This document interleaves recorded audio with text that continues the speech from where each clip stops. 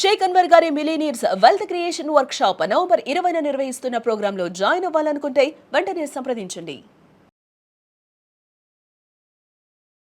Welcome to Suman TV. నేను మీ Suman TV Nag. Micro cheating ఒక రిలేషన్షిప్లో ఉన్నప్పుడు ఇది ఏ విధంగా జరిగేటువంటి అవకాశం ఉంటుంది, చట్టాలు అసలు అటువంటి వాటికి ఏం చెప్తున్నాయి అనేది ఈ రోజు మనతో పాటు ప్రముఖ అడ్వకేట్ శశికాంత్ గారు ఉన్నారు. వారి మాట్లాడి తెలుసుకుందాం. Hello sir. నమస్తే అన్న రాజు. పార్ట్నర్షిప్లో కనుక మనం చూసుకుంటే మైక్రో చీటింగ్ ఏ లెవెల్లో ఉంటుంది, దాని ప్రవర్తన అసలు ఏ విధంగా ఉంటుంది? ఎందుకంటే వైఫ్ అండ్ హస్బెండ్ ప్రతి ఒక్కరూ తెలుసుకోవాల్సినటువంటి విషయం ఇది. అంటే మైక్రో చీటింగ్ అంటే ఏంటి అసలు? మైక్రో చీటింగ్ అందులోనే ఉంది. మైక్రో అంటే కనిపించకుండా ఉంటాయి, చిన్న చిన్న ఉంటారు కదా, దాన్ని మైక్రో అంటారు. చీటింగ్ అంటే మనందరూ తెలుసు మోసం. కమిటెడ్ రిలేషన్లో ఉన్నప్పుడు ఇంకొకళ్ళతోటి ఎమోషనల్గా కానీ, డర్టీగా కానీ, ఫ్లర్టింగ్ చేస్తాం కానీ, ఇవన్నీ కూడా మైక్రో చీటింగ్ కిందకు వస్తుంది. ఎలా ఉంటుంది సార్ మైక్రో చీటింగ్ ప్రవర్తన విధానము భార్యాభర్తల్లో? ఒక 7 పాయింట్స్ చెప్తాను మీకు నాగరాజు గారు. అంటే అది హస్బెండ్ వైఫ్ని చేయొచ్చు చీటింగ్, లేదా వైఫ్ హస్బెండ్ని చేయొచ్చు. ఈ 7 పాయింట్స్ నేను మీకు ఏదైతే చెప్తానో ఇవన్నీ కూడా మైక్రో చీటింగ్ కిందకే వస్తాయి. అందులో మొదటిది సీక్రెట్ కమ్యూనికేషన్ అండి. మీరు కనుక తీసుకుంటే గూగుల్ పే, ఫోన్పే మనందరం ఓన్లీ డబ్బులు పంపిస్తానికి వాడుకుంటాం అనుకుంటాము. లేదండి, గూగుల్ పే, ఫోన్పేలో చాటింగ్ చేస్తున్నారు. That is one type in secret communication. అది కాకుండా Insta, Facebook Messenger, Arattai, Threads, Telegram, ఇవన్నిట్లో కూడా వీళ్ళు ఏం చేస్తారంటే చాట్ చేస్తారు, మళ్ళీ వెంటనే మెసేజెస్ డిసపియర్ పెడతారు, లేదా చాట్ డిలీట్ చేస్తారు. ఇది సీక్రెట్ కమ్యూనికేషన్ కిందకు వస్తుంది. వీళ్ళు ఓన్లీ లేట్ నైట్ టెక్స్ట్లో పెట్టుకుంటారు నాగరాజు గారు. డే టైంలో చాటింగ్ చేయరు. They do only late night. Total deleted chats ఉంటాయి నాగరాజు గారు. ఏ మెసెంజర్ చూసినా కూడా అన్నీ ఖాళీగా ఉంటాయి. బ్యాకప్ కడితే ప్రతి మెసేజ్ కూడా మళ్ళీ మనం రివర్స్ చేయొచ్చు. రెండోది నాగరాజు గారు ఇమోషనల్ డిపెండెన్సీ. అంటే ఎలా ఉంటారంటే వీళ్ళు ఏదో అవతల వాళ్ళు వీళ్ళని హిప్నోటైజ్ చేసేసినట్టు. ఇంట్లో వ్యక్తి ఉంటారు కానీ మనసంతా అక్కడే ఉంటుంది. ఫర్ ఎగ్జాంపుల్ ఏదైనా చిన్న గుడ్ న్యూస్ వచ్చింది అనుకోండి, ఏదో టీవీ పెట్టారు, ఏదో బ్రేకింగ్ న్యూస్ వచ్చింది అనుకోండి, వెంటనే వీళ్ళ చేతికి ఫోన్ వచ్చేస్తుంది. పక్కనే వైఫ్ ఉంటుంది, మర్చిపోతారు. వెంటనే చేతికి ఫోన్ వచ్చేస్తుంది, ఫోన్ చేస్తారు. హలో, ఇప్పుడే ఈ న్యూస్ వచ్చింది తెలుసా? హలో, ఇప్పుడు ఇది అయింది తెలుసా?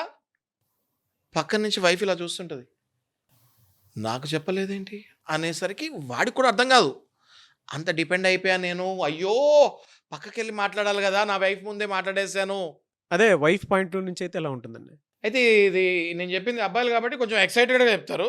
వైఫ్స్ అయితే కొంచెం సున్నితంగా మెసేజ్ అంటే వెంటనే, అంటే హస్బెండ్ చూస్తుంటాడు ఏంటి అంటే ఇలా మళ్ళీ ఫోన్ ఇలా పక్క పెట్టేస్తారు. అంటే వైఫ్ రియాక్ట్ చేసే విధానం అది. ఒక మగవాడు రియాక్ట్ చేసేది అలా ఉంటుంది, ఒక ఆడవాళ్ళు రియాక్ట్ చేసేది ఇలా ఉంటుంది. ఇక మూడోది నాగరాజు గారు, ఎవ్రీథింగ్ కంపారిజన్.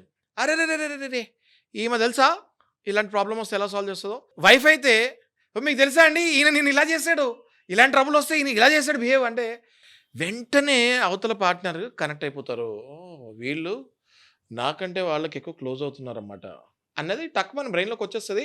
వాళ్ళకి రాగానే వీళ్ళకి కూడా బ్రెయిన్లోకి వస్తుంది, అబ్బా నేను పట్టుబడ్డాను అని. నెక్స్ట్ నాగరాజు గారు, ఏదో షాపింగ్కి వెళ్తారు, ఓకే అలా ఆవిడ మంచి షర్ట్, ఈ కలర్ మీకు సూట్ అవుద్ది అని చెప్తే ఆయనకి ఇష్టం లేకుండా తీసుకుంటాడు ఆ షర్టు. ఈ కలర్ ఏం బాగుంది నాకు తెలుసు అని వేసుకున్న తర్వాత అలా ఆవిడ చెప్తుంది, ఈ షర్ట్లో ఎంత బాగుందో తెలుసా అంటే అసలు పట్టించుకోకుండా వెళ్ళిపోతాడు. ఆఫీస్కి వెళ్ళిన తర్వాత అదే విషయము ఏదైతే మనం ఇప్పుడు కొలీగ్ అనుకుంటాం, ఆ కొలీగ్ గనక షర్ట్ భలే ఉంది అని చెప్తే, కదా నేను కూడా అదే అనుకున్నాను, ఈ కలర్ నాకు చాలా మ్యాచ్ అవుద్ది అని చెప్పి మాట కలుపుతానికి ఆవిడ ఎవరైతే మళ్ళీ కాంప్లిమెంట్ ఇచ్చారో ఆ వైఫ్ కాంప్లిమెంట్ ఇచ్చిందేమో తుంగదోకి ఎవరో ఇచ్చిన కాంప్లిమెంట్ని నెత్తి మీద పెట్టుకుంటారు వీళ్ళు. అలాగే నాకు సేమ్, ఎవరు అతిథులు కాదు ఇందులో. హస్బెండ్ కూడా ఇవాళ యూఆర్ లుకింగ్ గుడ్ అంటే వైఫ్ థ్యాంక్స్ కూడా చెప్పకుండా వెళ్ళిపోతుంది. సేమ్ ఆఫీస్కి వెళ్ళిన తర్వాత ఎవరైనా అలా బాస్ లేకపోతే ఎవరైనా వీళ్ళు ఎవరితో ప్రేమలో ఉన్నారో, సీక్రెట్ లవ్లో ఉన్నారో వాళ్ళు కనుక దిస్ ఇస్ లుకింగ్ గుడ్ అంటే మురిసిపోతారు ఇట్లా, this is I'm very happy, thanks for the complement అని అంటారు. ఇదే విషయం కనుక ఇలా పార్ట్నర్స్ ముందు జరిగితే క్లియర్ కట్ స్టోరీస్ ఓపెన్ అయిపోతుంది. స్టోరీ ఓపెన్ అయిపోతుంది, ఇంకా క్లియర్గా అర్థమైపోతుంది వాళ్ళకి వీళ్ళిద్దరికి ఎఫైర్ ఉంది అన్నది. నేను చెప్పేది వాళ్ళందరికి చూసే వాళ్ళకి అర్థమవుతుంది. వాళ్ళ కింద కామెంట్స్లో నా మీద ఇరుచుకుపడతారని నాకు తెలిసినా నేను ఎందుకు చెప్తున్నా అంటే తప్పదు మరి. భార్య భర్త అన్నాక సీక్రెట్ కమ్యూనికేషన్, సీక్రెట్ లవ్లోకి వెళ్ళినప్పుడు వాళ్ళంటి అడ్వకేట్స్ కౌన్సిలింగ్ ఇవ్వకపోతే మీ జీవితాలు సర్వనాశనం అయిపోతాయి. నాగరాజు గారు ఫిఫ్త్ది ఇప్పుడు నేను చెప్పేది, they will hide all the digital traces. అంటే ఏంటో అనుకుంటారు మీరు, ఫేస్బుక్ మెసెంజర్లు కానీ, అట్రే కానీ, వాట్సాప్ కానీ, గూగుల్ పే కానీ, ఇన్స్టా కానీ, వీళ్ళు చాట్ చేసుకున్నప్పుడు ఏమవుతుందంటే వీళ్ళకి రిప్లైస్ వస్తాయా, ఆ రిప్లైనేమో ఒక పక్కన డిలీట్ చేయాలి, ఇంట్లో వాళ్ళు చూస్తారు. డిలీట్ చేస్తే మళ్ళీ వీళ్ళు ఒకసారి చూసుకోవాలి అది మళ్ళీ. అంటే ఎప్పటికప్పుడు వాళ్ళు రిప్లై చూసుకుంటే మళ్ళీ ఆనందపడుతూ ఉంటారు కదా. సో డిలీట్ చేయకూడదు కదా, కానీ ఇంట్లో చూస్తారు కదా. కాబట్టి వీళ్ళు ఏం చేస్తారు, డిలీట్ చేసే ముందు స్క్రీన్ షాట్స్ కొట్టి ఒక హిడెన్ ఫోల్డర్లో అన్నీ అలా ఉంటాయి. వీళ్ళు ఎప్పుడు కావాలో అప్పుడు తీసుకొని ఇలా చాట్ని మళ్ళీ ఆస్వాదిస్తూ ఉంటారు. అమ్మా ఇది మళ్ళీ ప్రతి ఒక్కరికి నేను చెప్పట్లేదమ్మా. ఎవరైతే ఇలా అక్రమ సంబంధాల్లోకి వెళ్ళి జీవితాలు పాడు చేసుకుంటున్నారో, పిల్లల జీవితాలు నాశనం చేస్తున్నారో వాళ్ళ గురించి చెప్తున్నాను నేను. ఫ్యాంటసీ బిహేవియర్ నాగరాజు గారు. వీళ్ళని ఎప్పుడు కలుద్దామా, ఏ రకంగా కలుద్దామా, ఏ వంక పెట్టుకొని కలుద్దామా, క్యాంటీన్లో కలుద్దామా, లేకపోతే గ్రౌండ్లో కలుద్దామా, లేదా ఎటైనా పార్క్ తీసుకెళ్దామా, ఏదైనా మీటింగ్ పెట్టుకుందామా, ఇదే ఇదే ఇదే ఇదే ఇదే ప్రతిరోజు ఇదే. లంచ్లో కూర్చుందామా, బ్రేక్ఫాస్టా, లేకపోతే ఏమైనా తెప్పిద్దామా, మూవీకి వెళ్దామా, ఏదైనా గ్యాదరింగ్స్ పెట్టుకుందామా, ఏదో ఒక రకంగా వాళ్ళతో ఎంగేజ్, మెంటల్ ఎంగేజింగ్. నిజాలేనా సరే ఇప్పుడు మీరు ఇవన్నీ చెప్పేది? ఇవన్నీ నిజాలండి. మీరు కావాలంటే మా ఇద్దరు ముగ్గురు క్లయింట్స్వి మేము ఏమంటారు క్రెడెన్షియల్స్ రాసుకుంటూ ఉంటాం, కేసెస్ ఎట్లా వెళ్తూ ఉంటాయి ఏంటి అన్నది, ఎవ్రీ మెంటల్ బిహేవియర్లు అవన్నీ. I will show you all those things. I will not show you the names, but I will show you all those things. 100% ఇప్పుడు నేను చెప్పినవన్నీ dot to dot, pin to pin correct. మీరు చూడండి నాగరాజు గారు, మీరు కింద comment బాక్స్లో ఎవరైతే పార్ట్నర్ సఫర్ అయ్యారో ఆ పార్ట్నర్స్ అవునైతే అవును అని ఎంతమంది పెడతారో మీరు చూస్తుండండి. 7వది లాస్ట్ది ఇంకోటి చెప్తాం మీకు వినండి. Social media engagement. ప్రతిసారి వాళ్ళు ఏ పోస్ట్ పెట్టినా, వాళ్ళు ఏ కమెంట్కి కూడా లైక్ చేస్తారు వీళ్ళు. అంటే ఎవడో ఒకటి పోస్ట్ పెడితే దానికి ఈయన కనుక ఒకవేళ దానికి కమెంట్ పెడితే ఆ కమెంట్కి లైక్ ఉంటుంది. అంటే ఈయన వేసే ప్రతి అడుగు సోషల్ మీడియాలో అక్నాలెడ్జ్మెంట్ వస్తుంది వీళ్ళ పార్ట్నర్స్ దగ్గర నుంచి, సీక్రెట్ పార్ట్నర్స్ దగ్గర నుంచి. అట్లా కూడా వీళ్ళ ప్రేమని వాళ్ళ మీద చూపించుకుంటూ ఉంటారు. మర్చిపోయిన వాళ్ళని కూడా వీళ్ళు ప్రతిదానికి ప్రతిదానికి ఒక కమెంట్ పెట్టేసరికి they are showing interest on me అన్నట్టు ఎప్పటికప్పుడు వీళ్ళు రిలేషన్లో లైవ్లో ఉండటానికి తహలాడుతూ ఉంటారు. అండ్ వాళ్ళ పోస్ట్లకి కామెంట్స్కి లైక్ చేస్తూ ఉంటారు అంతే. ప్రతిదీ వాళ్ళు చేసే ప్రతి అడుగుకి ఫస్ట్ కమెంట్, ఫస్ట్ లైక్ వీళ్ళదే ఉంటుంది. వాళ్ళ అటెన్షన్ సీక్ చేస్తానికి వీళ్ళు తహలాడుతూ ఉంటారు. దీనికి ఏంటి సార్ అసలు లీగల్ రెమెడీ ఏంటి సార్? ఇది స్ప్రెడ్ అవుతుంటే క్యాన్సర్ కంటే దారుణంగా ఉంటుంది. అహింస అంటే హింసించకూడదు. ఎప్పుడైతే మీకు తెలిసిందో వెంటనే మీరు వాళ్ళ మీద అరుస్తాము, కొడతాము, గొడవలు చేస్తాము ఇంట్లో. ఇవన్నీ చేస్తే ఏమవుతుందంటే వాళ్ళు చాలా తెలివైన వాళ్ళు ఉంటారు. ఆ టైంలో వాళ్ళకి కావాల్సిందే అది. వెంటనే వాళ్ళు రికార్డింగ్ చేసేస్తారు. ఇదిగోండి మా వైఫ్ ఇట్లా బిహేవ్ చేస్తుంది, అందుకే నేను ఇట్లా ఎఫ్ఐఆర్ పెట్టుకోవాల్సి వచ్చిందని.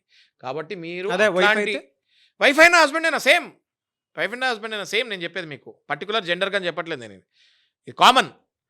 ఎప్పుడైతే మీరు గొడవ పెట్టకుండా, అరవకుండా, జాగ్రత్తగా వాళ్ళ ఎవిడెన్సెస్ సేకరిస్తారో, సైలెంట్గా మీరు ఒక పెద్ద మనిషినో లేక ఒక అడ్వకేట్నో అప్రోచ్ అయ్యి కౌన్సిలింగ్ కార్యక్రమం పెట్టుకొని, మా హస్బెండ్ ఇలా తప్పుదారులు వెళ్ళడానికి కూర్చొని సడన్గా మీరు ఏదో ఇన్విటేషన్లాగా సడన్గా పిలిచి ఇవన్నీ ఆ పెద్ద మనిషి ముందు బయట పెట్టి కౌన్సిలింగ్కి వెళ్తే 99% మళ్ళీ రివర్స్ రిలేషన్ అయ్యే ఛాన్సెస్ ఉంటాయి. మళ్ళీ వాళ్ళ రిలేషన్ కాపాడుకునే ఛాన్సెస్ ఉంటాయి. ఎప్పుడైతే మీరు రచ్చరచ్చ చేసి, గొడవ చేసి, కంపు చేస్తారో వాళ్ళకి అవతల వాళ్ళ మీద ప్రేమ ఇంకా పెరిగిపోతుంది. ఈ సీక్రెట్ లవ్ కాస్త పబ్లిక్ లవ్ అయిపోద్ది. వాళ్ళు పబ్లిక్గా చెప్పుకుంటాం మొదలవుతుంది. ఇంకా yes I love him or yes I love her అని చెప్పుకుంటాం మొదలు పెడతారు. కౌన్సిలింగ్ తర్వాత కూడా మారకపోతే ఎట్లా సార్ పరిస్థితి? చాలా మంచి క్వశ్చన్ అడిగారు నాగరాజు గారు. మీరు కౌన్సిలింగ్తో ఆగకుండా కౌన్సిలింగ్ తర్వాత కూడా వాళ్ళు మారకపోతే మీరు ఒక్కసారి మీ గురించి ఒక్కసారి ఆలోచించుకోండి. మీరు కూడా ఏదో ఒక చిన్న తప్పులు, వాళ్ళని వదిలేస్తాము, వాళ్ళని పట్టించుకోపోతాము, ఇట్లాంటివి చేస్తుంటారు. కాబట్టి వాళ్ళు కౌన్సిలింగ్కి కూడా మారకపోయి ఉండొచ్చు. అట్లాంటప్పుడు మీరు మీ లీగల్ రెమెడీస్ ఏంటో తెలుసుకోండి, మీ హక్కు ఏంటో తెలుసుకోండి.